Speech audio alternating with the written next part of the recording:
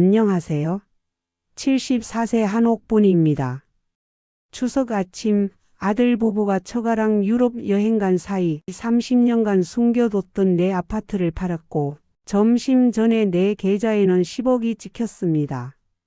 큰아들 집에 얹혀 살던 제가요. 믿기시나요?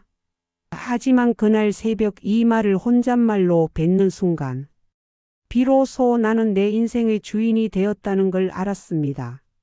모든 것은 이번 추석 전날 밤부터 시작되었습니다. 아니, 정확히는 30년 전부터 준비된 일이었죠. 제가 알지 못했던 운명의 반전이 이미 시작되고 있었던 것입니다. 추석 전날 저녁 7시 큰아들 준석이네 거실에서 막내 민수 부부가 캐리어를 끌고 나왔습니다. 어머니, 저희 내일 아침 일찍 출발해야 해서요. 처갓집 식구들이랑 유럽 가는 비행기 예약했거든요. 며느리 지영이 환하게 웃으며 덧붙였습니다. 어머니도 편하게 지내세요. 명절에 저희까지 있으면 더 힘드시잖아요. 큰아버님 댁에 계시면 되니까요. 그 말 끝에 내 존재는 투명해졌습니다. 큰아들 준석은 거실 소파에 앉아 TV만 보고 있었고 큰며느리는 부엌에서 설거지 소리만 내고 있었어요. 아무도 저에게 어머니 명절에 외로우시겠어요? 같은 말은 하지 않았습니다. 그래, 잘 다녀와라. 조심해서. 저는 담담하게 대답했지만 가슴 속에서는 뜨거운 무언가가 타올랐습니다. 분노가 아니었어요. 결심이었습니다. 민수 부부가 떠나고 나서 저는 제 방으로 들어갔습니다. 큰아들 집 작은 방 한 칸. 그게 제가 3년간 살아온 공간이었어요. 옷장 깊숙한 곳에서 낡은 서류 봉투를 꺼냈습니다. 그 안에는 30년 전 제가 남편 몰래 사둔 아파트 등기부등본이 들어 있었습니다. 1993년 가을 남편이 사업 실패로 술만 마시고 다닐 때였습니다. 저는 새벽부터 밤까지 식당에서 설거지를 하며 돈을 모았어요. 허리가 휘도록 손이 트도록 일했습니다. 그렇게 5년을 모아 마침내 서울 외곽의 낡은 소형 아파트 한 채를 샀습니다. 15평짜리 낡은 아파트였지만 제 이름으로 된 첫 재산이었어요. 남편에게도 자식들에게도 말하지 않았습니다. 왜냐하면 그때 이미 알고 있었거든요. 말하는 순간 그들은 그 아파트를 팔아 빚을 갚으라고 아들들 결혼 자금을 만들라고 할 거라는 걸요. 이건 내가 나를 위해 남겨둔 마지막 보험이야. 그렇게 30년을 숨겨왔습니다. 그 아파트는 낡고 오래되어 아무도 관심 갖지 않는 곳이었어요.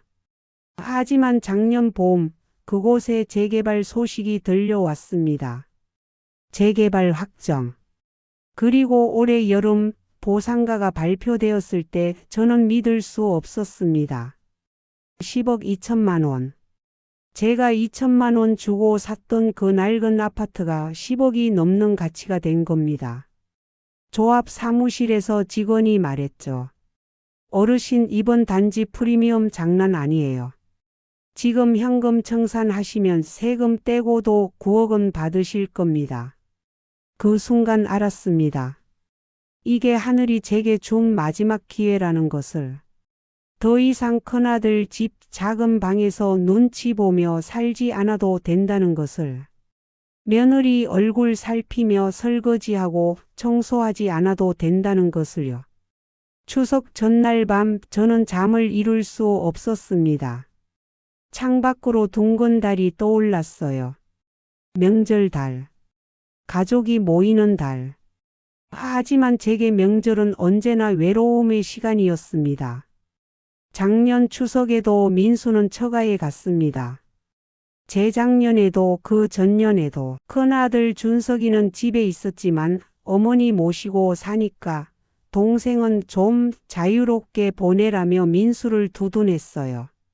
결국 저는 혼자 차례상을 차렸습니다. 남편 제사도 혼자 지냈고요. 명절마다 나는 밥상이었고 향 냄새였지 사람이 아니었습니다. 새벽 4시 저는 일어나 서랍에서 도장을 꺼냈습니다. 그리고 핸드폰으로 부동산 사장님께 문자를 보냈습니다. 사장님 계약 진행해 주세요. 오늘 중으로 현금 청산하겠습니다. 5분 뒤 답장이 왔습니다. 어머니 확실하신 거죠? 추석 지나면 더 오를 수도 있어요. 네, 확실합니다. 오늘 당장 해주세요. 손이 떨렸습니다. 하지만 후회는 없었어요. 오히려 심장이 두근거렸습니다. 마치 20살 처음 연애할 때처럼, 처음 결혼 승낙을 받았을 때처럼 설레었습니다. 새벽 6시 큰 며느리가 일어나 부엌으로 갔습니다. 저도 따라 나갔어요. 어머니 일찍 일어나셨네요. 오늘 차례상 차리실 거예요? 응. 내가 할게. 그럼 저는 좀 더 쉴게요. 요즘 피곤해서요. 큰 며느리는 다시 방으로 들어갔습니다. 3년간 이 집에 살면서 명절 차례상은 항상 제 몫이었어요. 큰 며느리는 어머니가 계시니까 든든하다고 했지만 그건 결국 어머니가 다 하시니까 편하다는 뜻이었습니다. 오전 9시 부동산 사장님이 전화를 했습니다.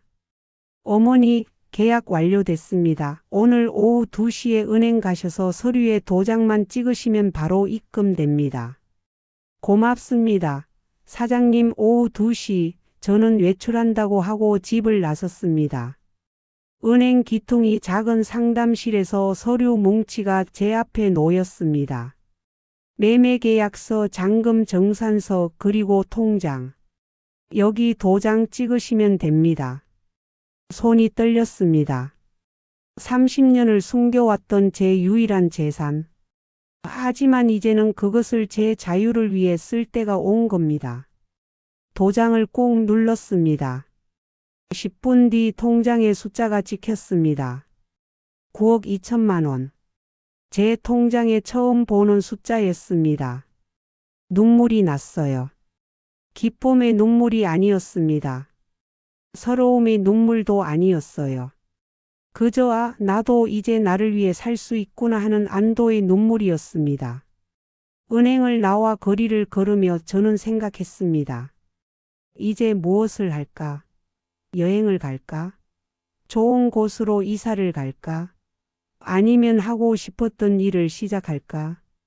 하지만 먼저 해야 할 일이 있었습니다. 아들들에게 말하는 것. 그리고 큰아들 집에서 나오는 것. 저녁 6시 집으로 돌아왔을 때 큰아들 준석이 물었습니다. 어머니 어디 다녀오셨어요? 응. 볼일 좀 봤어. 추석인데 어디 가셨어요? 나도 내일이 있지. 그날 밤 저는 제 방에서 작은 노트에 계획을 적기 시작했습니다. 30년간 숨겨왔던 비밀을 이제 세상에 꺼내는 계획. 그리고 74세, 제 인생의 두 번째 시작을 여는 계획이었습니다. 여러분 충격적이셨나요? 하지만 제게 이건 살아남는 유일한 방법이었습니다. 이제부터 제가 왜 이 결심을 했는지, 그리고 이 돈이 우리 가족을 어떻게 뒤집었는지 말씀드릴게요. 제가 그 아파트를 샀던 1993년으로 돌아가 보겠습니다. 그때 저는 44세였어요. 남편은 사업 실패로 빚더미에 앉아 있었고, 큰아들은 대학생, 둘째는 고등학생, 막내 민수는 중학생이었습니다. 남편은 매일 술을 마시고 돌아와 소리를 질렀습니다. 내가 이 모양 이 꼴이 된 게 다 누구 때문이야. 누구 때문인지는 모르겠지만 결국 그 화풀이는 제게로 향했습니다. 설거지를 하다가 맞기도 했고 빨래를 널다가 욕을 듣기도 했어요. 아이들은 그런 아버지를 보며 자랐습니다. 큰아들 준석이는 어머니 참으세요. 아버지도 힘드시니까라고 했어요. 참으라고요? 맞으면서도 참으라고요? 그때 깨달았습니다. 이 집에서 나를 지킬 사람은 아무도 없다는 것을. 남편도 아들들도 결국 자기들 편할 대로 생각한다는 것을요. 그래서 결심했습니다. 내 돈을 모으자. 남편 몰래, 아이들 몰래 내 이름으로 된 무언가를 만들자. 새벽 4시에 일어나 동네 식당으로 출근했습니다. 설거지부터 시작해서 청소, 재료 손질까지 했어요. 한 달에 80만 원을 받았습니다. 그 돈을 통장에 넣지 않고 현금으로 받아 이불 속에 숨겨뒀어요. 낮에는 집안일을 했습니다. 빨래, 청소, 저녁 준비. 그리고 밤 9시가 되면 다시 나가 야간 편의점에서 일했습니다. 새벽 2시까지. 한 달에 60만 원을 더 받았습니다. 하루에 자는 시간은 2~3시간. 몸은 비틀거렸지만 마음은 단단했습니다. 이불 속 돈이 조금씩 쌓여갈 때마다 희망이 생겼거든요. 조금만 더, 조금만 더. 남편은 제가 일하러 나가는 것조차 탐탁지 않아 했어요. 집안일도 제대로 못하면서 밖에 나가서 뭐 하는 거야? 하지만 저는 포기하지 않았습니다. 아이들 학비도 필요하고 생활비도 필요하다고 설득했어요. 남편은 어차피 돈을 벌어오지 못했으니까 결국 인정할 수밖에 없었습니다. 5년이 흘렀습니다. 1998년 이불 속 돈이 2천만 원이 되었어요. 그 돈을 보며 저는 눈물을 흘렸습니다. 이 돈이면 작은 아파트 한 채를 살 수 있었거든요. 어느 날 신문에서 광고를 봤습니다. 서울 외곽 소형 아파트 급매. 15평 1,800만 원. 저는 그 전화번호를 적어두고 몇 날 며칠을 고민했어요. 사야 할까? 말아야 할까? 남편에게 말해야 할까? 하지만 답은 정해져 있었습니다. 남편에게 말하는 순간 그 돈은 빚 갚는 데 쓰이거나 아들들에게 나눠줘야 할 거예요. 그러면 저는 다시 빈손이 되는 겁니다. 안 돼. 이건 내 거야. 내가 5년간 새벽부터 밤까지 일해서 모은 내 돈이야. 그렇게 결심하고 부동산에 전화를 걸었습니다. 아파트 아직 있나요? 네, 아직 있습니다. 제 이름으로 살 수 있나요? 당연하죠. 본인 명의면 됩니다. 일주일 후 저는 그 아파트를 계약했습니다. 등기부등본에 제 이름이 찍혔어요. 한옥분. 그 석자를 보며 저는 처음으로 제가 이 세상에 존재하는 사람이라는 걸 실감했습니다. 남편에게도 아이들에게도 말하지 않았습니다. 그 아파트는 비어있는 상태로 뒀어요. 가끔 혼자 그곳에 가서 창문을 열고 바람을 쐬며 생각했습니다. 언젠가 이곳에서 혼자 살 수도 있겠구나. 하지만 그때는 몰랐습니다. 그 아파트가 30년 후 제 인생을 완전히 바꿔놓을 거라는 것을요. 2003년 남편이 세상을 떠났습니다. 강경화였어요. 술을 너무 많이 마셔서.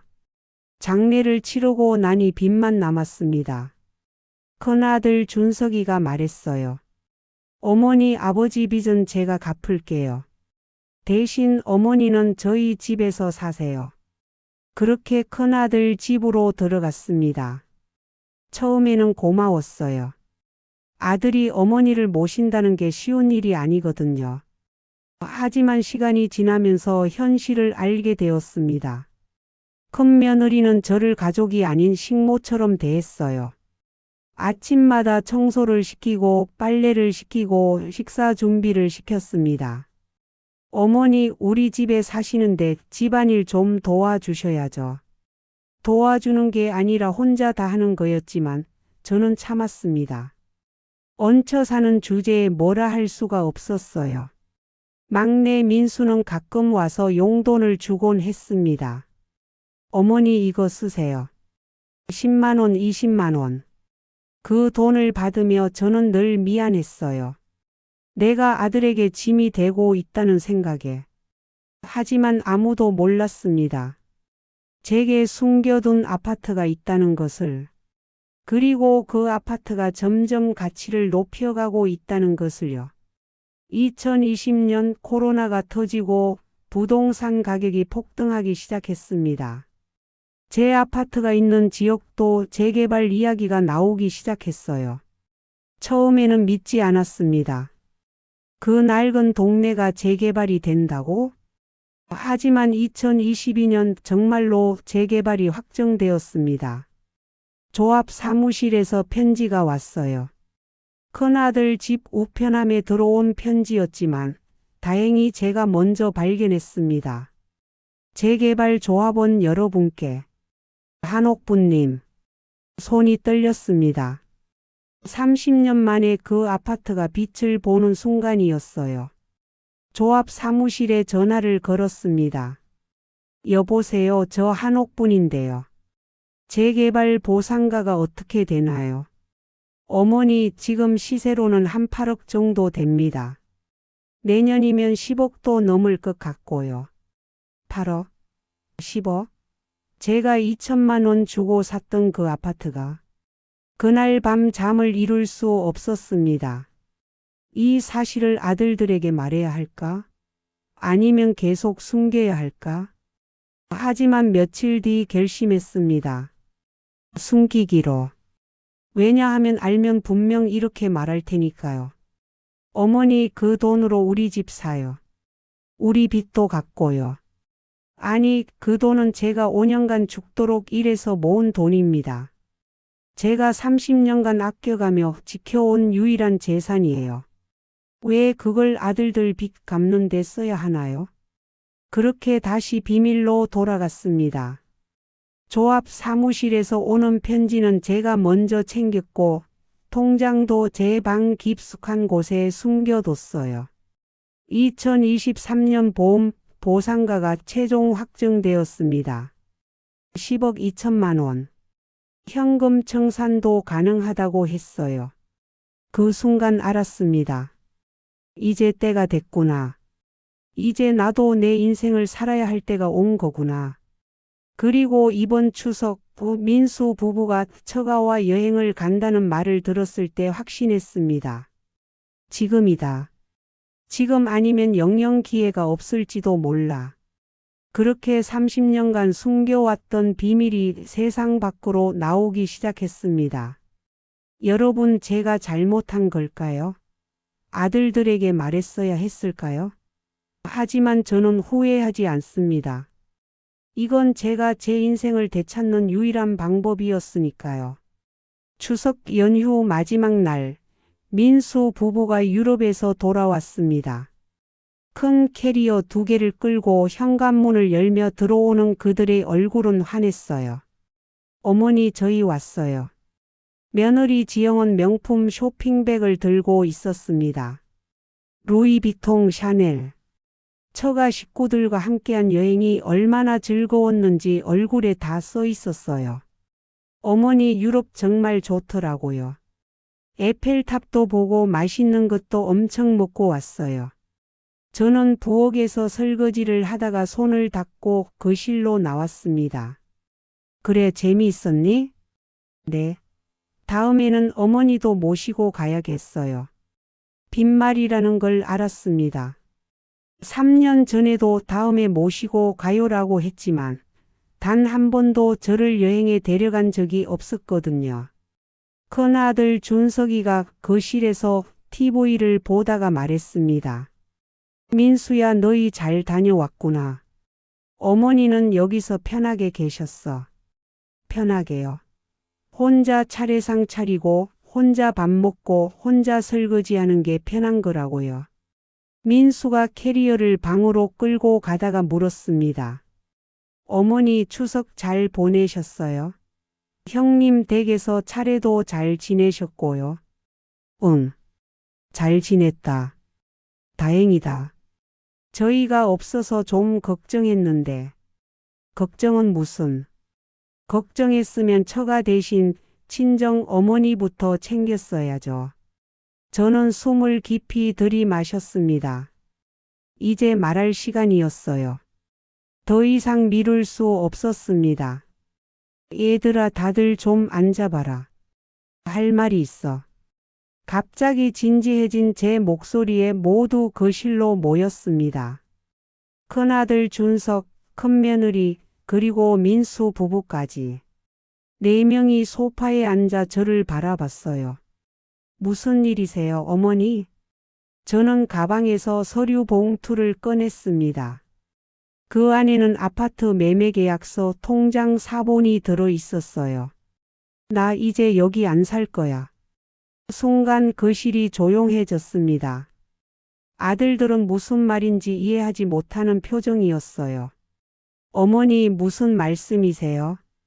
큰아들 준석이 물었습니다. 내 집 장만했어. 다음 주에 이사 갈 거야. 네? 집을요? 어머니가요? 며느리 지영이 눈을 크게 떴습니다.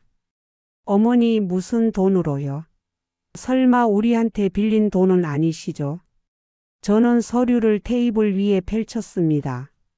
30년 전에 내가 산 아파트가 있었어. 너희 아버지도 너희도 모르게. 그게 이번에 재개발되면서 10억이 넘게 됐고 추석 전에 팔았어. 뭐라고요? 민수가 벌떡 일어났습니다. 10억이요? 어머니가요? 그래. 내 이름으로 된 내 아파트였어. 그리고 이번 추석에 현금 청산 받았어. 9억 2천. 순간 거실이 술렁거렸습니다. 큰아들은 입을 다물지 못했고 며느리는 서류를 낚아채듯 집어들었어요. 이게 진짜예요? 서류에는 매매계약서, 잔금 영수증, 그리고 통장 잔액 9억 2천만 원이 찍혀 있었습니다. 어머니, 그럼 그동안 이런 재산이 있으면서 왜 말씀 안 하신 거예요? 큰아들 준석이 따졌습니다. 말했으면 어떻게 됐을 것 같니? 너희 아버지 빚 갚는데 다 쓰고 너희들 결혼자금 대느라 다 없어지겠지. 그래도 그렇지, 가족인데 이렇게 숨기시면 어떡해요? 저는 차갑게 웃었습니다. 가족? 가족이면 명절에 어머니 혼자 두고 처가랑 여행 가니? 가족이면 어머니가 수술 받을 때 병원에 아무도 안 오니? 민수의 얼굴이 굳었습니다. 어머니, 그때는 일이 바빠서. 바빴어? 근데 처가 식구들이랑 유럽 갈 시간은 있더라. 일주일씩이나. 며느리 지영이 끼어들었습니다. 어머니, 그건 좀 다른 문제 아닌가요?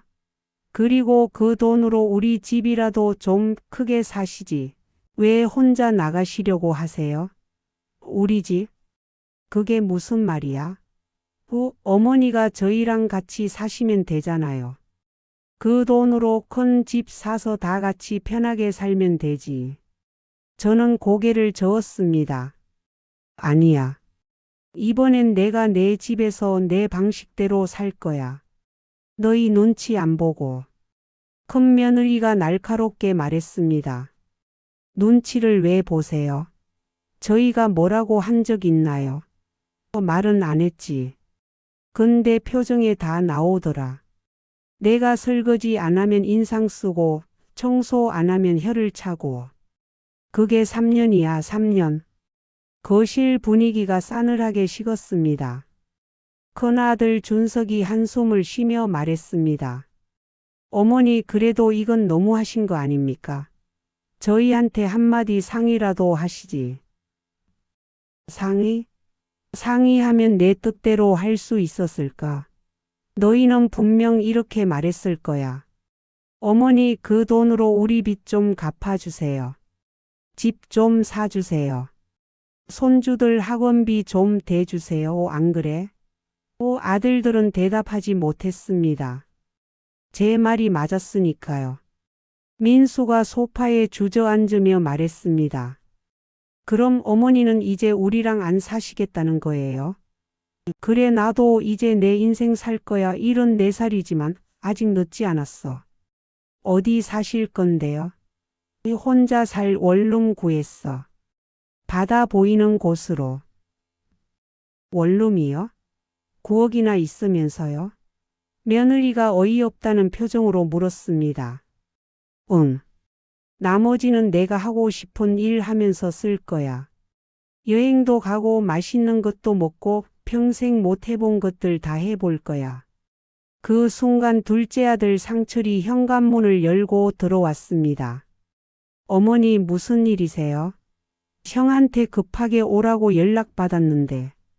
큰아들이 상황을 설명했습니다. 상철이는 서류를 보더니 놀란 표정을 지었어요. 어머니가 이런 재산이 있으셨어요? 그래. 30년 전에 산 거야. 상철이는 한참 서류를 들여다보더니 고개를 끄덕였습니다. 어머니 잘하셨어요. 뭐? 큰아들 준석이 깜짝 놀라 동생을 봤습니다. 형, 솔직히 우리가 어머니한테 잘한 것도 아니잖아요. 명절마다 형만 모시게 하고 나도 바쁘다는 핑계로 자주 안 찾아뵙고 어머니 혼자 결정하신 거 당연하죠. 상철아, 내가 무슨 소리를. 형 인정하세요. 우리가 어머니를 당연하게 생각했어요. 형수님도 마찬가지고. 큰며느리가 발끈했습니다. 도련님, 그게 무슨 말씀이세요? 저희가 3년 동안 모셨는데. 모신 게 아니라 집안일 시킨 거 아니에요? 형수님 친구들한테 자랑하더라고요. 시어머니가 집안일 다 해줘서 편하다고. 순간 큰며느리의 얼굴이 빨개졌습니다. 들키고 싶지 않았던 본심이 드러난 거죠. 저는 상철이를 보며 고마웠습니다. 이 아들만은 제 마음을 조금이라도 이해해 주는구나. 상철아, 고맙다. 어머니, 제가 도와드릴 일 있으면 말씀하세요. 이사도 제가 도와드릴게요. 그러자 민수가 소리쳤습니다. 야, 넌 지금 어머니 편 들려고 그러는 거야? 편을 가를 일이 아니잖아. 어머니 돈인데 어머니가 쓰시는 게 당연하지. 하지만 가족이잖아. 가족이면 명절에 혼자 두고 가면 안 되지. 민수야, 솔직히 너 작년 추석에도 재작년에도 처가만 갔잖아. 어머니 생각은 해봤어? 민수는 입을 다물었습니다. 저는 가방을 들고 일어났습니다. 얘들아, 나는 너희가 미워서 이러는 게 아니야. 다만 이제 내 인생을 살고 싶은 거야. 74년을 남 위해 살았으면 이제 나를 위해 살아도 되지 않겠니? 큰아들이 힘없이 물었습니다. 그럼 어머니는 정말 다음 주에 나가시는 거예요? 그래. 이미 계약했어. 보증금도 넣었고. 저희는요? 저희는 어떡하라고요? 너희는 너희 방식대로 살아. 이제 다 컸잖아. 50이 넘은 어른들이. 며느리 지영이 눈물을 글썽이며 말했습니다. 어머니가 이러시니까 저희가 나쁜 사람 같잖아요. 나쁜 사람이라고 생각 안 해.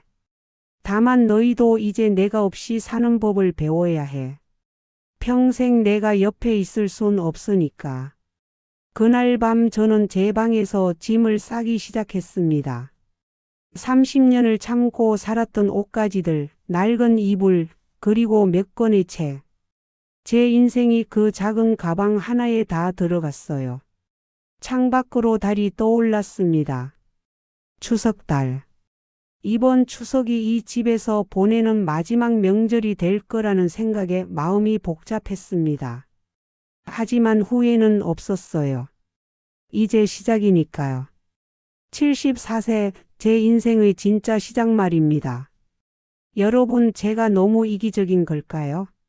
가족을 버리고 떠나는 나쁜 어머니일까요? 하지만 저는 생각합니다. 때로는 떠나는 것이 가장 큰 가르침이 될 수도 있다고요. 일주일이 흘렀습니다. 그 일주일 동안 큰아들 집 분위기는 최악이었어요. 아무도 저에게 말을 걸지 않았고 저도 굳이 말을 하지 않았습니다. 식사 시간도 따로였고 거실에서 마주쳐도 서로 눈을 피했어요. 큰 며느리는 친구들에게 전화하며 하소연했습니다. 시어머니가 갑자기 10억이 생겼다며 나가신대. 우리한테 한 푼도 안 주시고. 이게 말이 돼? 그 목소리가 제 방까지 들렸지만 저는 아무 말도 하지 않았습니다. 뭐라고 해도 이해하지 못할 테니까요. 민수는 며칠 동안 찾아오지 않았습니다. 충격이 컸나 봐요. 가끔 큰형에게 전화해서 어머니 생각 바꾸실 것 같아요. 라고 물어봤지만 대답은 항상 같았습니다. 아니, 완전히 결심하신 것 같아. 이사 전날 밤 둘째 아들 상철이 찾아왔습니다. 손에 꽃다발과 작은 상자를 들고 있었어요. 어머니 내일 이사시죠? 그래. 이거 드리려고 왔어요. 상자를 열어보니 새 휴대폰이 들어 있었습니다. 어머니 핸드폰 너무 오래된 거 쓰시잖아요. 새 폰으로 바꾸셔야 해요. 제가 다 설정해 놨어요. 눈물이 났습니다. 셋 중에 이 아들만이 제 마음을 조금이라도 헤아려 주는구나. 상철아, 고맙다. 어머니, 저도 미안해요. 그동안 바쁘다는 핑계로 자주 못 찾아뵀잖아요. 앞으로는 자주 찾아뵐게요. 괜찮아. 내 인생 살아야지. 아니에요. 제가 형이랑 민수한테도 얘기했어요. 이제부터 한 달에 한 번씩 돌아가면서 어머니 모시기로요. 모신다고? 네. 형은 첫째 주, 제가 둘째 주, 민수가 셋째 주. 이렇게 돌아가면서 어머니 댁에 찾아뵙고 식사 같이 하기로 했어요. 저는 고개를 저었습니다. 그럴 필요 없어. 의무감으로 하는 거 싫어. 의무감이 아니에요. 진심이에요. 어머니, 저희가 그동안 못났어요. 이제라도 제대로 하고 싶어요. 상철이의 눈빛이 진지했습니다. 저는 그제야 알았어요. 제가 떠나기로 한 결정이 아들들을 조금이나마 깨우쳤다는 것을요. 알았어. 그럼 너희 마음대로 해봐. 네, 어머니. 그리고 이거요. 상철이가 봉투를 하나 더 꺼냈습니다. 뭐니? 제 통장이에요. 어머니 명의로 만들어뒀어요. 매달 50만 원씩 들어갈 거예요. 용돈 쓰세요. 아니야, 그럴 필요 없어. 나 돈 있잖아. 어머니 돈은 어머니 것이고 이건 자식 돈이에요. 형이랑 민수도 각자 통장 만들기로 했어요. 저는 더 이상 말리지 않았습니다. 아들들이 어른이 되어가고 있었으니까요. 이사 당일 아침 이삿짐 센터 트럭이 도착했습니다. 사실 짐이라고 해봐야 별로 없었어요. 옷까지 몇 벌 이불 한 채, 그리고 낡은 액자 몇 개. 그게 전부였습니다. 큰아들 준석이가 거실에 나와 있었습니다. 며느리는 보이지 않았어요. 아마 일부러 피한 것 같았습니다. 어머니, 정말 가시는 거예요? 그래. 전화는 자주 드릴겨. 그래, 알았어. 그리고 미안해요. 제가 좀 더 잘했어야 했는데. 준석이의 눈가가 붉어졌습니다.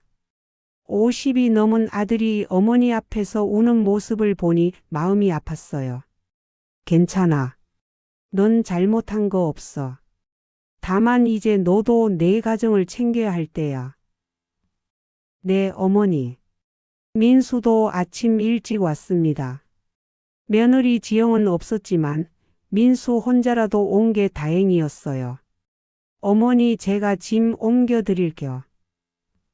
아니야, 기사님들이 하신대. 그래도요. 민수는 제 짐을 하나하나 트럭에 실었습니다.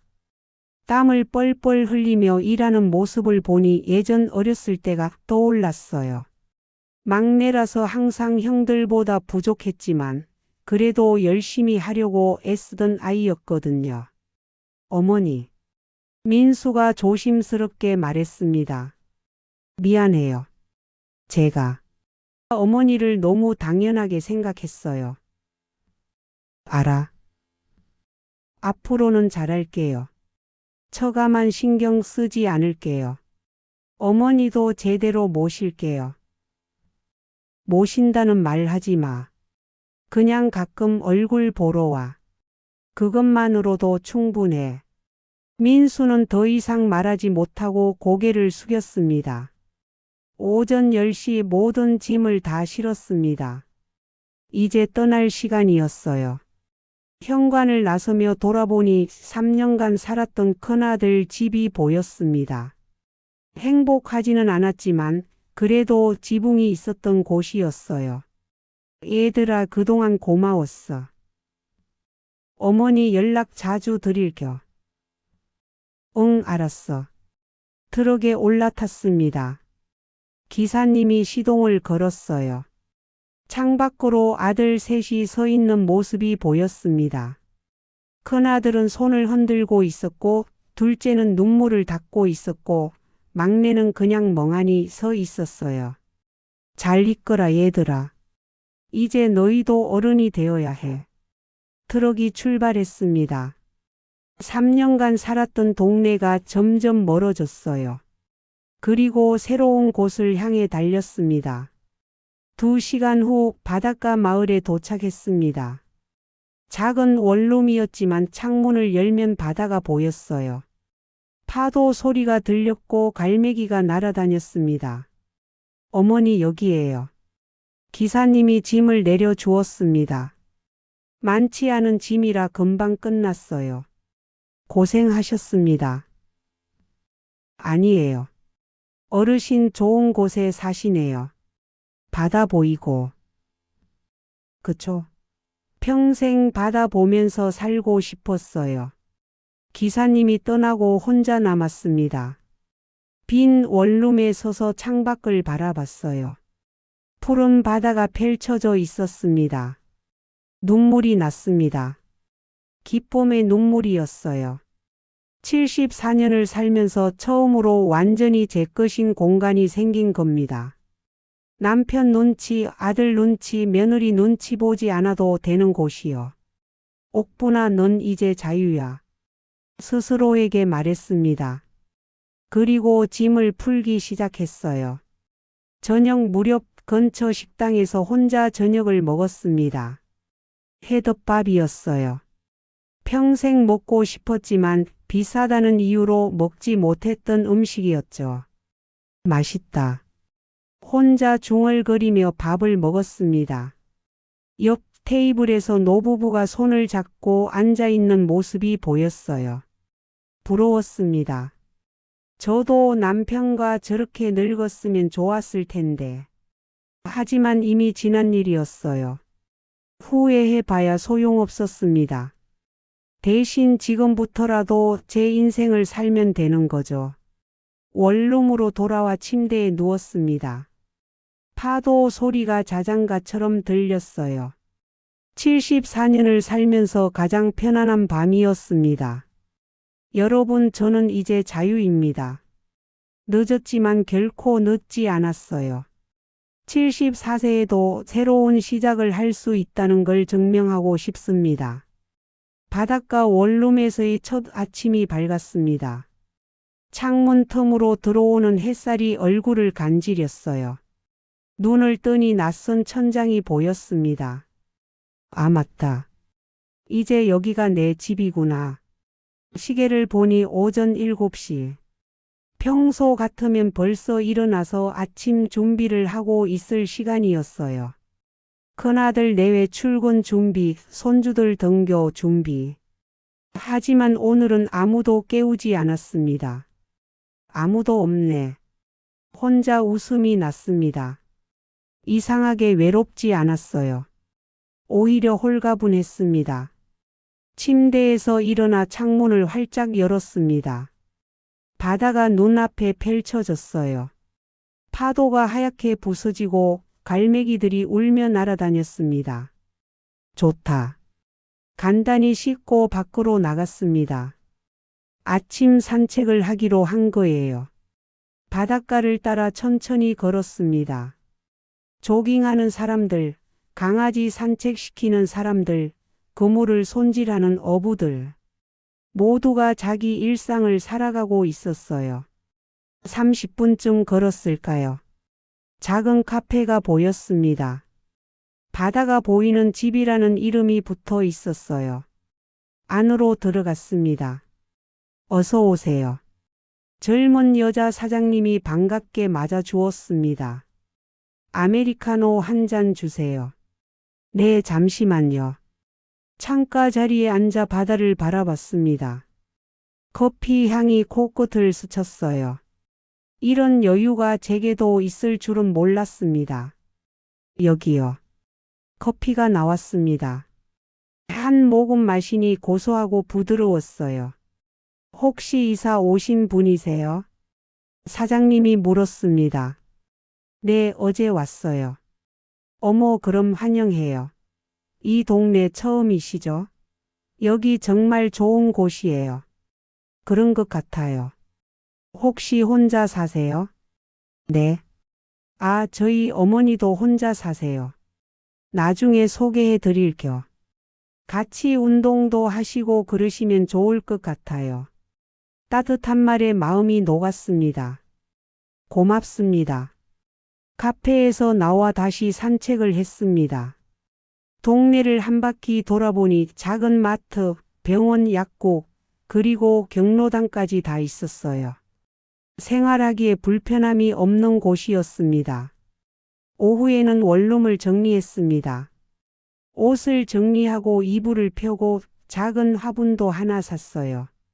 선인장이었습니다. 물을 자주 안 줘도 되는 식물이라 제게 딱이었어요. 앞으로 잘 부탁해. 선인장에게 말을 걸었습니다. 혼자 사는 사람들이 식물에게 말을 거는 이유를 이제야 알 것 같았어요. 저녁 무렵 휴대폰이 울렸습니다. 둘째 아들 상철이었어요. 어머니 잘 도착하셨어요? 응, 잘 왔어. 집은 어때요? 불편한 거 없으세요? 아니, 아주 좋아. 바다도 보이고. 다행이다. 저 이번 주말에 찾아뵐게요. 맛있는 거 사가지고요. 그래, 고맙다. 전화를 끊고 나니 마음이 따뜻해졌습니다. 아들들도 조금씩 변하고 있구나. 일주일이 지났습니다. 매일 아침 산책을 하고 카페에서 커피를 마시고 오후에는 책을 읽었어요. 저녁에는 바닷가를 걸으며 노을을 봤습니다. 큰아들 집에서 살 때는 상상도 못했던 일상이었어요. 그때는 항상 누군가를 위해 움직여야 했거든요. 아침 준비, 청소, 빨래, 저녁 준비. 쉴 틈이 없었습니다. 하지만 이제는 달랐어요. 제 시간이 온전히 제 것이었습니다. 어느 날 카페 사장님이 말했습니다. 어머니, 저희 어머니 소개해 드릴게요. 같이 운동하시면 좋을 것 같아서요. 그래요? 다음 날 아침 카페에서 한 할머니를 만났습니다. 김순자 할머니라고 했어요. 72세였습니다. 반가워요. 나는 한옥분이에요. 어머, 저보다 2살 위시네요. 언니라고 불러도 돼요? 그럼요. 순자 할머니도 혼자 사신다고 했어요. 남편은 5년 전에 돌아가셨고 아들은 서울에서 산다고 했습니다. 나도 원래 아들 집에 살았어요. 근데 며느리랑 안 맞아서 나왔죠. 어머, 나랑 비슷하네요. 그쵸? 그래서 여기 왔는데 정말 잘한 것 같아요. 혼자 사니까 훨씬 편해요. 순자 할머니와 금방 친해졌습니다. 매일 아침 같이 산책하고 점심도 같이 먹었어요. 오후에는 경로당에 가서 다른 어르신들과 화투도 쳤습니다. 언니, 여기 사람들 다 좋아요. 서로 간섭 안 하고 필요할 때만 도와주고. 정말 그러네요. 한 달이 지났습니다. 아들들이 약속대로 찾아왔어요. 첫째 주에는 큰아들 준석이, 둘째 주에는 상철이, 셋째 주에는 민수가 왔습니다. 큰아들은 과일을 한 박스 들고 왔어요. 어머니 여기 정말 좋네요. 바다도 보이고. 그치? 나도 마음에 들어. 어머니 그동안 미안했어요. 제가 좀 더 잘할 걸 그랬어요. 괜찮아. 이제 너도 내 가정 잘 챙겨. 상철이는 반찬을 잔뜩 만들어 왔어요. 어머니 제가 요리 배웠어요. 이거 냉장고에 넣어 두시고 드세요. 아이고 고맙다.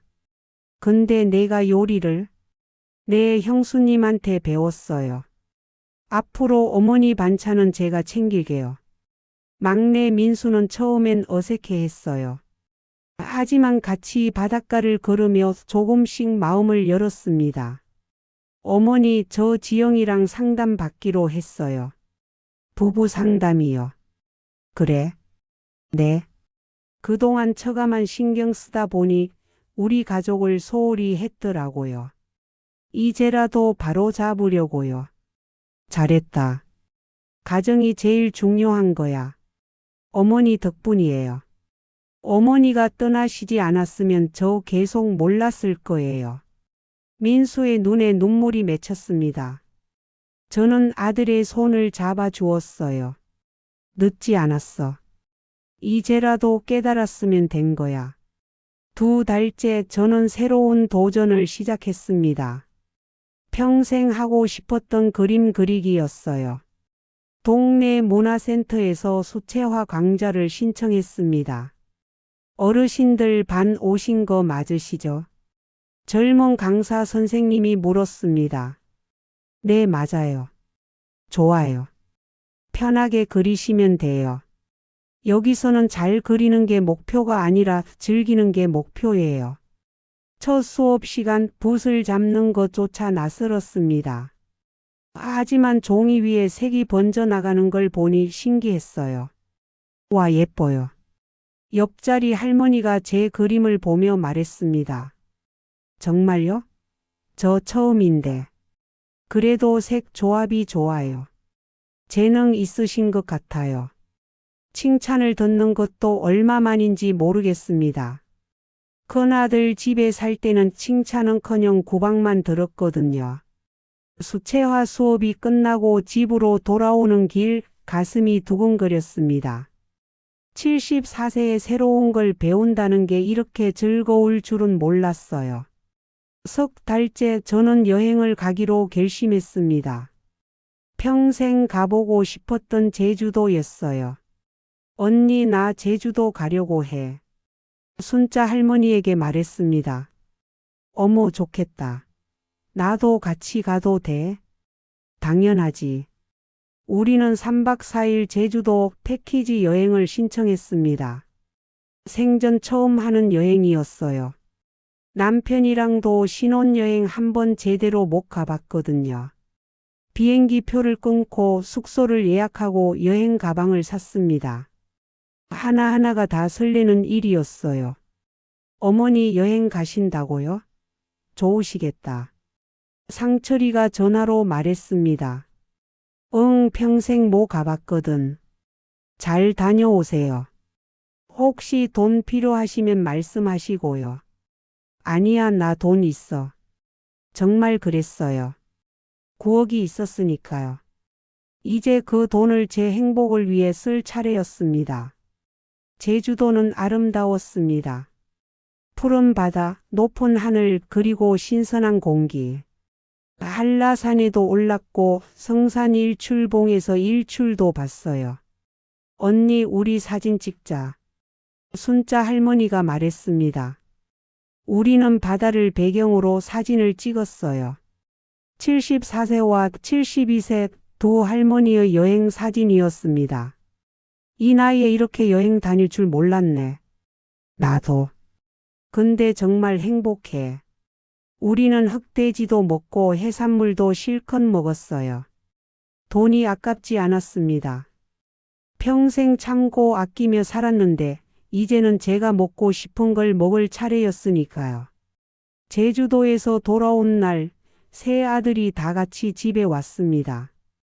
어머니 잘 다녀오셨어요? 응, 정말 좋았어. 아들들에게 제주도 사진을 보여줬습니다.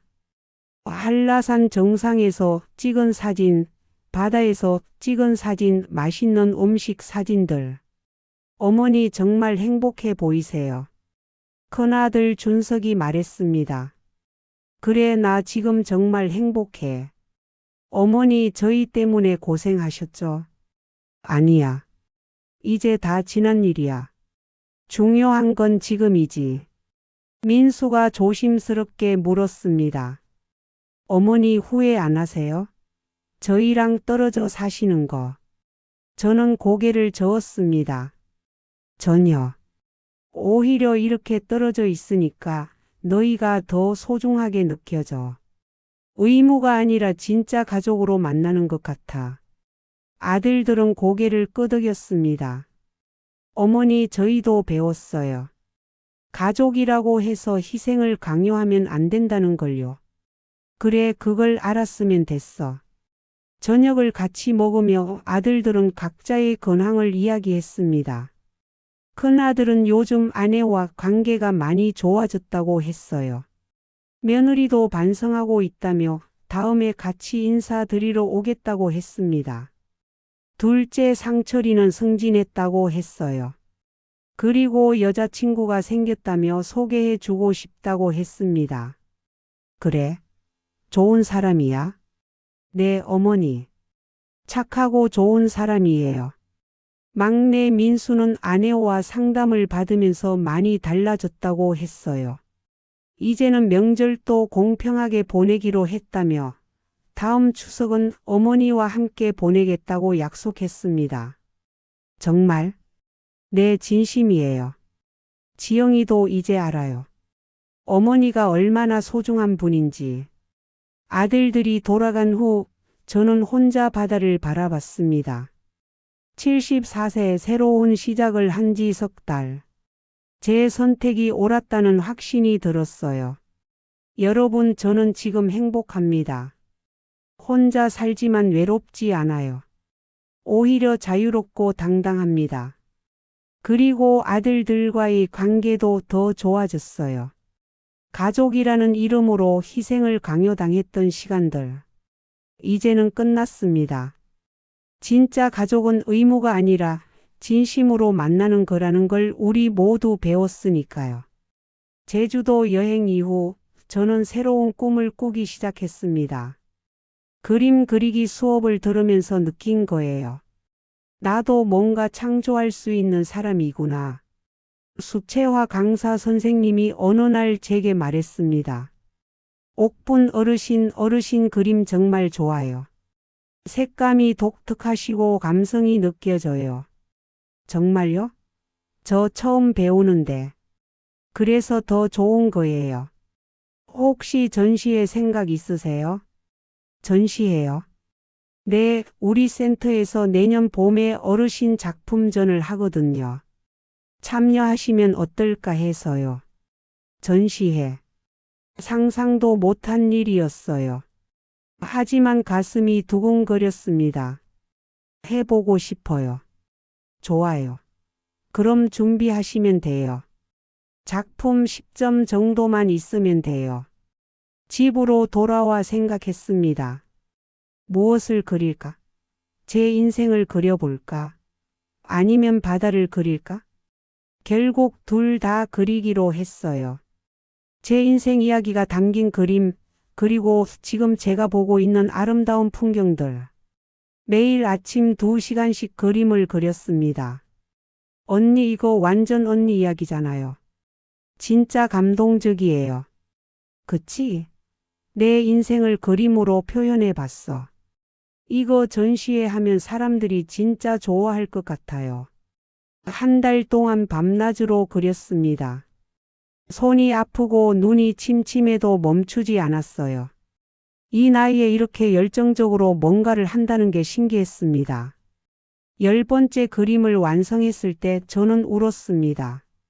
제목은 74세의 봄이었어요. 벚꽃나무 아래 혼자 서 있는 할머니. 하지만 외롭지 않은 오히려 당당한 모습으로 그렸습니다. 다 그렸어요, 선생님. 와, 정말요? 보여주세요. 선생님은 제 그림들을 하나하나 보더니 감탄했습니다. 옥분 어르신 이거 진짜 대단하세요. 이야기가 있어요. 그냥 그림이 아니라 어르신 인생이 담겨 있어요. 고맙습니다. 전시회 때 많은 분들이 감동받으실 것 같아요. 그 사이 또 다른 일이 생겼습니다. 동네 복지관에서 연락이 온 거예요. 어르신 혹시 우리 복지관에서 봉사활동 하실 생각 없으세요? 봉사활동요? 네, 혼자 사시는 어르신들께 말벗이 되어 주시는 거예요. 어르신도 혼자 사시니까 그분들 마음을 잘 아실 것 같아서요. 생각해 보니 좋은 제안이었어요. 저도 외로움을 아니까 다른 어르신들을 도울 수 있을 것 같았습니다. 해볼게요. 일주일에 2번 복지관에서 독거노인 어르신들을 만났습니다. 대부분 80대 이상이셨고 거동이 불편하신 분들이었어요. 첫날 만난 분은 85세 박영희 할머니였습니다. 침대에 누워 계셨고 말수가 거의 없으셨어요. 할머니 안녕하세요. 저는 한옥분이라고 해요. 오늘 날씨 참 좋죠. 창문 좀 열어드릴까요? 반응이 없었지만 저는 계속 말을 걸었습니다. 제가 바닷가에 사는 이야기, 그림 그리는 이야기, 아들들 이야기까지. 1시간쯤 지났을까요? 할머니가 처음으로 입을 여셨습니다. 당신, 혼자 사나? 네, 할머니. 혼자 살아요. 외롭지 않나? 가끔 외롭죠. 근데 자유로워요. 나도. 그랬으면 좋겠네. 할머니의 눈에 눈물이 맺혔습니다. 할머니도 혼자 사시잖아요. 이건 선택이 아니야. 아들이 날 버린 거지. 그 말을 듣고 가슴이 아팠습니다. 저는 제 선택으로 혼자 살지만 이 할머니는 버림받아서 혼자 사시는 거였어요. 할머니, 제가 자주 올게요. 같이 이야기해요. 정말? 네, 약속할게요. 그날부터 박영희 할머니를 일주일에 3번씩 찾아갔습니다. 이야기를 나누고 책을 읽어드리고 가끔은 제가 만든 반찬도 갖다 드렸어요. 한 달쯤 지나자 할머니가 많이 밝아지셨습니다. 옥분 씨 고마워요. 당신 덕분에 살맛나요. 무슨 말씀을요? 저도 할머니 만나는 게 좋아요. 복지관 사회복지사가 저에게 말했습니다. 옥분 어르신 박영희 할머니가 정말 많이 좋아지셨어요. 어르신 오시기 전에는 거의 말도 안 하셨거든요. 다행이네요. 그렇게 제가 돌보는 어르신이 5분으로 늘어났습니다. 모두 혼자 사시고 가족과 연락이 끊긴 분들이었어요. 어느 날 상철이가 전화했습니다. 어머니 요즘 바쁘시다면서요? 응, 복지관에서 봉사활동 하거든. 어머니가요? 대단하신데요. 뭐가 대단해? 그냥 할 수 있는 일 하는 거지. 어머니 진짜 멋지세요. 저도 어머니처럼 살고 싶어요. 아들의 칭찬에 기분이 좋았습니다. 겨울이 왔습니다. 바닷가 마을에도 눈이 내렸어요. 언니, 우리 눈사람 만들자. 순자 할머니가 말했습니다. 어머, 우리 나이에? 나이가 무슨 상관이야, 하고 싶으면 하는 거지. 우리는 동네 공원에서 눈사람을 만들었습니다. 74세와 72세 할머니가 눈사람을 만드는 모습을 보고 동네 사람들이 웃었어요. 하지만 우리는 신경 쓰지 않았습니다. 언니 이거 봐. 우리 눈사람 완성. 작지만 귀여운 눈사람이었습니다. 우리는 눈사람 옆에서 사진을 찍었어요. 행복하다. 순자 할머니가 말했습니다. 나도 정말 행복했습니다. 돈이 많아서가 아니라 제가 하고 싶은 일을 하면서 살고 있어서였어요. 크리스마스가 다가왔습니다. 아들들이 모두 집에 왔어요. 큰며느리도 함께 왔습니다. 어머니 그동안 정말 죄송했어요. 큰며느리가 고개를 숙였습니다. 저도 어머니가 우리 집을 떠나고 나서야 깨달았어요. 어머니가 얼마나 많은 일을 하셨는지, 그리고 제가 얼마나 당연하게 생각했는지요. 됐어. 이제 다 지난 일이야. 어머니 다시 저희 집으로 오시면 안 될까요? 이번에는 정말 잘할게요. 저는 고개를 저었습니다. 고마운데 난 여기가 좋아. 혼자 사는 게 편해. 하지만 얘야 난 지금 정말 행복해.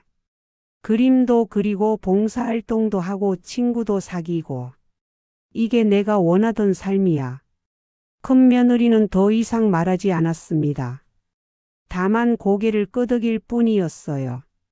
저녁 식사 자리에서 저는 아들들에게 말했습니다. 얘들아 내년 봄에 전시회 한대. 전시회요? 응, 내가 그린 그림으로. 너희도 꼭 와라.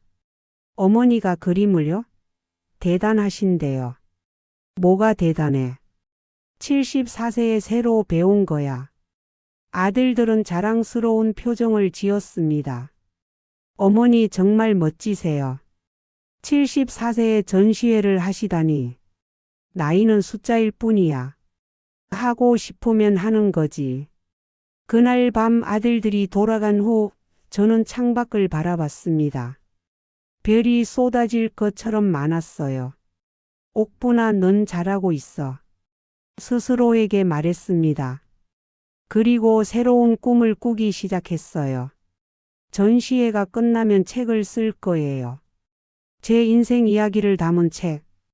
제목은 74세의 독립 같은 걸로요. 여러분 꿈은 나이와 상관없습니다. 74세에도 80세에도 꿀 수 있어요. 중요한 건 포기하지 않는 마음이에요.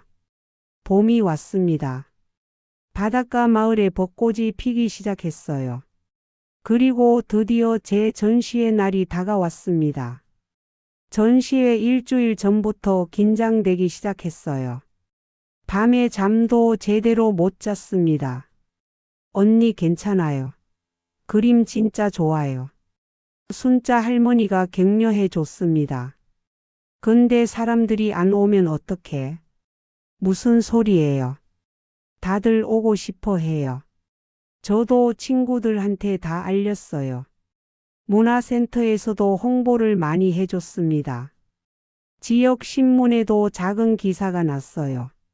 74세 할머니의 늦가기 도전 첫 개인전 개최. 전시회 전날 아들들이 모두 왔습니다. 전시 준비를 도와주려고요. 어머니 그림 진짜 멋있어요. 상철이가 제 그림을 보며 감탄했습니다. 정말? 아들이 봐도 괜찮아? 괜찮은 정도가 아니에요. 진짜 감동적이에요. 특히 이 그림. 상철이가 가리킨 건 얹혀 사는 삶이라는 그림이었어요. 이 그림 보니까 그때 어머니가 얼마나 힘드셨을지 알 것 같아요. 저희가 정말 못났어요. 이제 와서 그런 말 하지 마. 다 지난 일이야. 큰아들 준석이도 눈물을 글썽이며 그림을 봤습니다. 어머니 이 그림들이 다 어머니 이야기였군요. 그래. 내 인생을 그림으로 그려봤어. 막내 민수는 자유라는 그림 앞에 한참 서 있었습니다. 어머니 이제 정말 자유로우세요? 응. 정말로. 다행이에요. 어머니가 행복하신 게 저희한테는 제일 중요해요. 전시회 당일 아침 일찍 일어나 준비했습니다. 새로 산 한복을 입었어요. 연두색 치마에 하얀 저고리. 순자 할머니가 화장도 도와줬습니다. 언니 완전 여배우 같아요. 그래? 너무 오버하는 거 아니야? 아니에요. 진짜 예뻐요. 오전 10시 전시회가 시작되었습니다. 문이 열리자 사람들이 들어오기 시작했어요. 처음엔 몇 명 안 올 줄 알았는데 점점 더 많은 사람들이 왔습니다. 동네 주민들, 문화센터 수강생들, 복지관 어르신들, 그리고 제가 돌봐드렸던 독거노인 어르신들까지. 박영희 할머니는 휠체어를 타고 오셨어요. 옥분 씨 왔어요. 할머니, 어떻게 오셨어요? 당연히 와야죠. 옥분 씨 전시회인데. 할머니는 제 그림들을 하나하나 보시더니 눈물을 흘리셨습니다. 옥분 씨 이 그림들 보니까 나도 용기가 나요. 나도 뭔가 해볼 수 있을 것 같아요. 할머니 당연히 할 수 있어요. 나이는 숫자일 뿐이에요. 전시회장이 사람들로 가득 찼습니다. 50명도 넘게 온 것 같았어요. 문화센터장님이 마이크를 잡았습니다. 여러분 오늘 이 자리에 와주셔서 감사합니다. 오늘의 주인공 한옥분 어르신을 소개합니다. 74세에 처음 그림을 시작하셔서 이렇게 멋진 전시회를 여신 분입니다.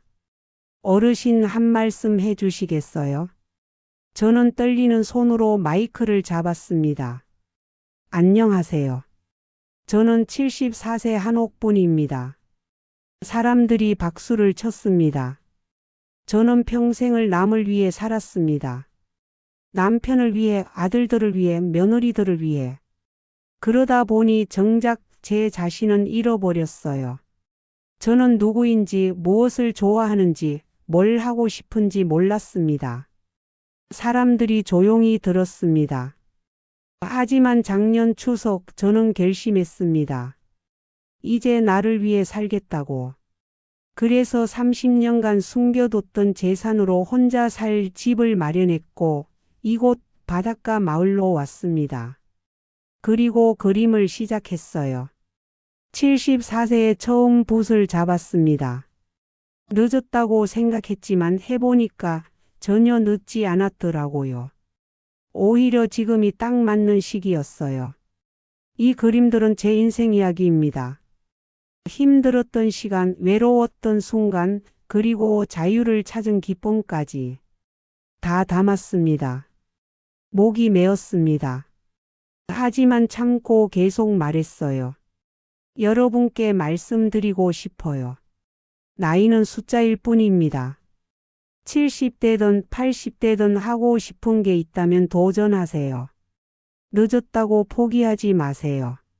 저도 74세에 새로운 인생을 시작했습니다. 여러분도 할 수 있어요. 사람들이 기립박수를 쳤습니다. 눈물을 흘리는 분들도 많았어요. 한 중년 여성이 다가왔습니다. 어르신, 저도 시어머니 모시고 사는데 정말 힘들거든요. 근데 어르신 그림 보니까 시어머니 입장이 이해가 가요. 오늘 집에 가서 시어머니한테 잘해드려야겠어요. 그래요. 시어머니도 한 사람이에요. 존중받고 싶어 하시는 분이에요. 또 다른 70대 할머니가 오셨습니다. 저도 아들 집에 얹혀 살고 있어요. 근데 오늘 어르신 보고 용기가 났어요. 저도 독립하고 싶어요. 할머니 할 수 있어요. 두려워하지 마세요. 전시회는 대성공이었습니다. 그림 몇 점은 팔리기까지 했어요. 한 점에 50만 원씩. 돈이 중요한 게 아니라 누군가 제 그림을 사고 싶어 한다는 게 신기했습니다. 지역 신문 기자가 인터뷰를 요청했습니다. 어르신 앞으로 계획이 어떻게 되세요? 책을 쓰려고 해요. 제 인생 이야기를 담은 자서전이요. 그리고 강연도 해보고 싶어요. 저처럼 힘든 시간을 보내는 분들에게 희망을 주고 싶거든요. 멋지십니다. 꼭 응원하겠습니다. 전시회가 끝난 후 가족들이 모여 저녁을 먹었습니다. 아들 셋과 며느리들 그리고 손주들까지. 할머니 그림 진짜 멋있었어요. 손주가 말했습니다. 고마워. 우리 손주. 큰아들이 건배를 제안했습니다. 어머니의 새로운 시작을 축하합니다. 건배. 모두가 잔을 부딪혔습니다. 그 순간 저는 깨달았어요. 진짜 가족은 함께 사는 게 아니라 서로를 응원하는 것이라는 걸요. 얘들아 고맙다. 너희가 있어서 엄마가 힘이 나. 어머니 저희야말로 감사해요. 어머니가 가르쳐 주셨잖아요.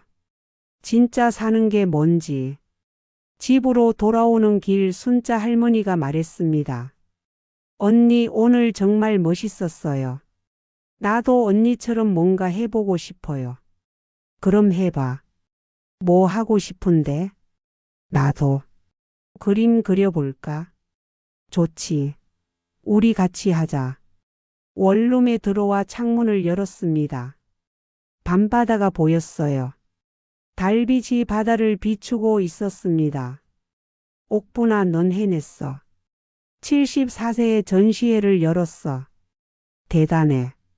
스스로를 칭찬해 줬습니다. 그리고 내일을 기대하기 시작했어요. 앞으로 또 무슨 일이 일어날지, 어떤 새로운 도전을 하게 될지.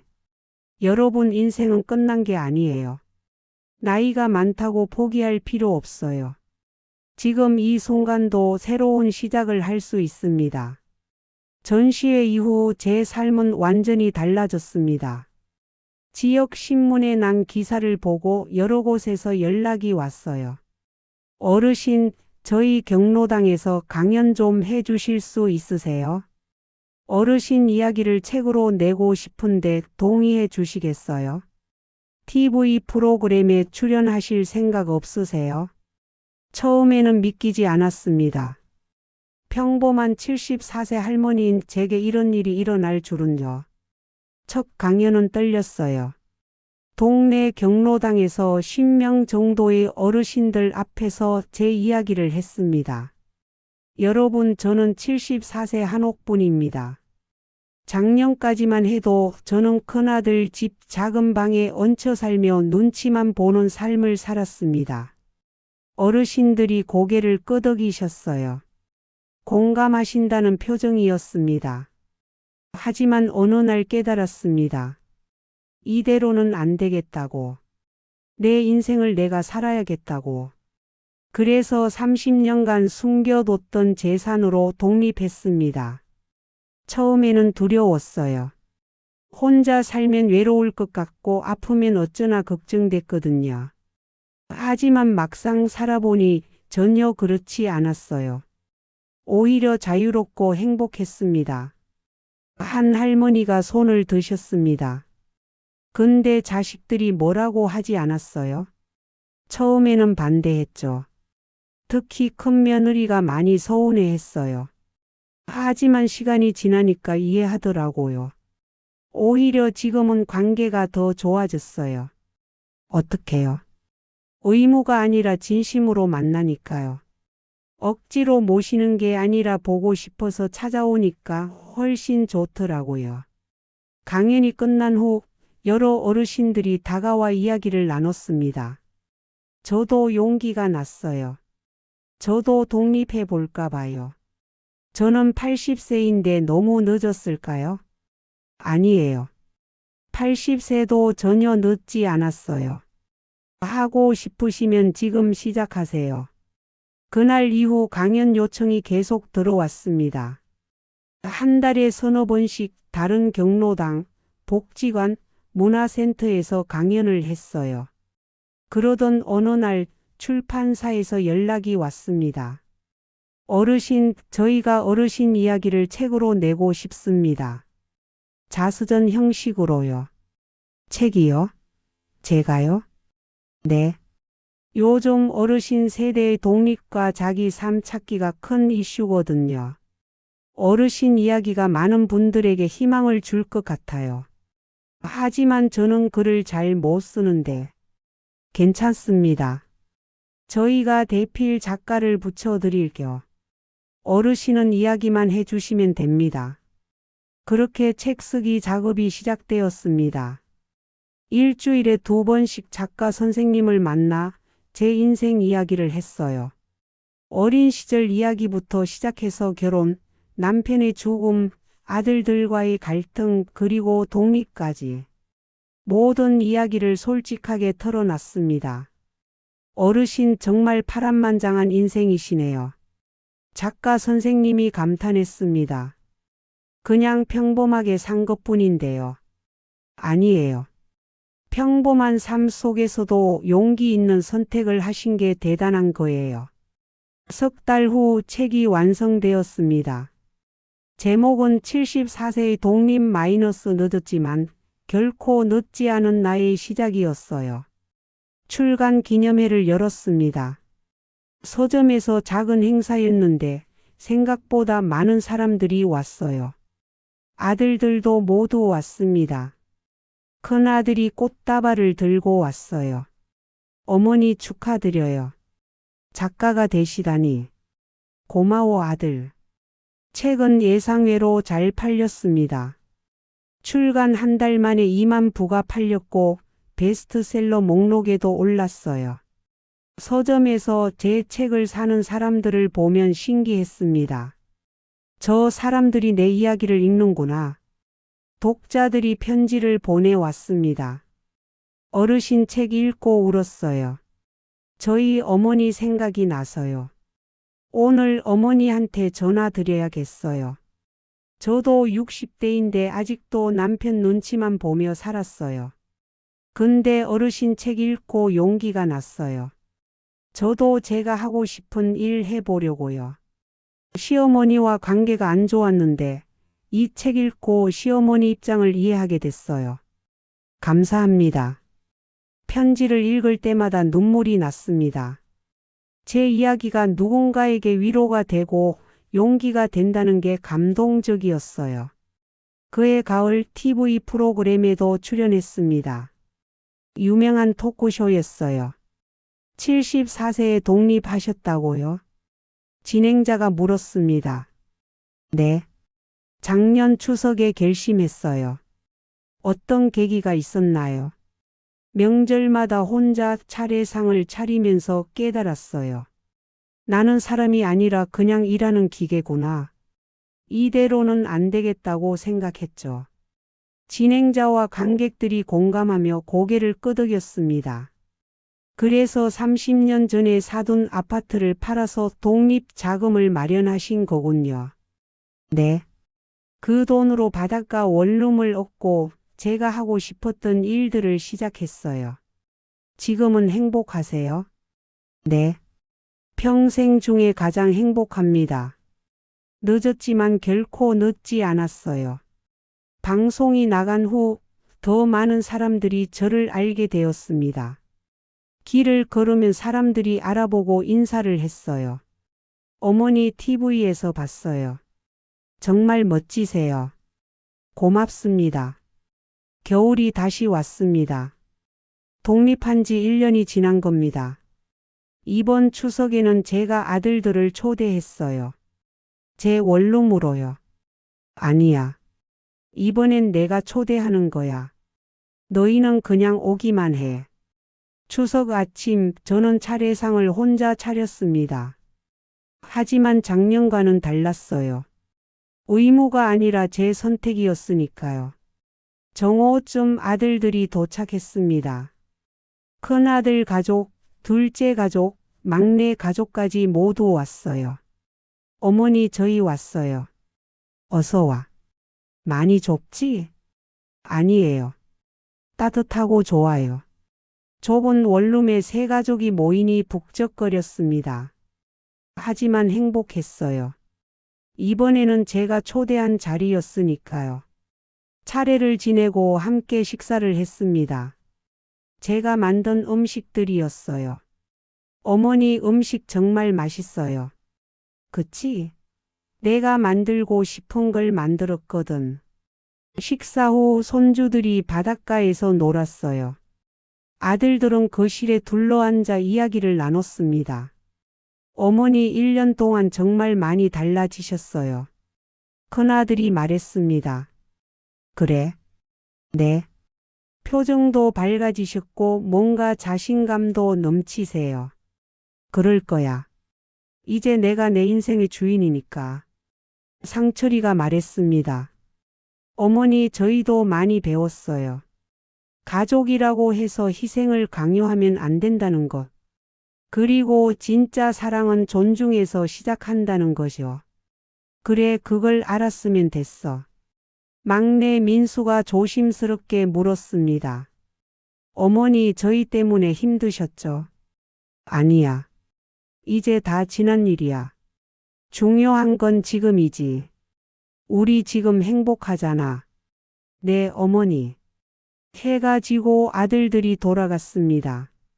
혼자 남아 설거지를 하며 생각했어요. 이게 진짜 가족이구나. 의무가 아니라 사랑으로 만나는 거. 밤이 깊었습니다. 창밖으로 둥근 달이 떠올랐어요. 추석달. 작년에는 외롭고 슬픈 달이었지만 올해는 따뜻하고 행복한 달이었습니다. 여러분, 제 이야기는 여기서 끝입니다. 하지만 제 인생은 계속됩니다. 75세, 76세. 앞으로도 제가 하고 싶은 일들이 너무 많거든요.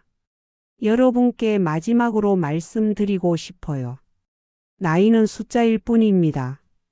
60대든 70대든 80대든 새로운 시작을 할 수 있어요. 가족이라는 이름으로 희생을 강요받고 있다면 용기 내어 여러분의 삶을 되찾으세요. 늦었다고 생각하지 마세요. 지금이 바로 가장 좋은 때입니다. 저는 74세에 제 인생의 주인이 되었습니다. 여러분도 할 수 있어요. 만약 여러분이 저와 같은 상황이라면 어떻게 하셨을까요? 혹시 지금 비슷한 상황에 계신가요? 용기를 내보시겠어요? 댓글로 여러분의 이야기를 들려주세요. 함께 응원하고 격려해요. 74세 한옥분의 이야기를 끝까지 들어주셔서 감사합니다. 여러분 모두 행복하세요. 그리고 기억하세요. 늦었지만 결코 늦지 않았다는 것을.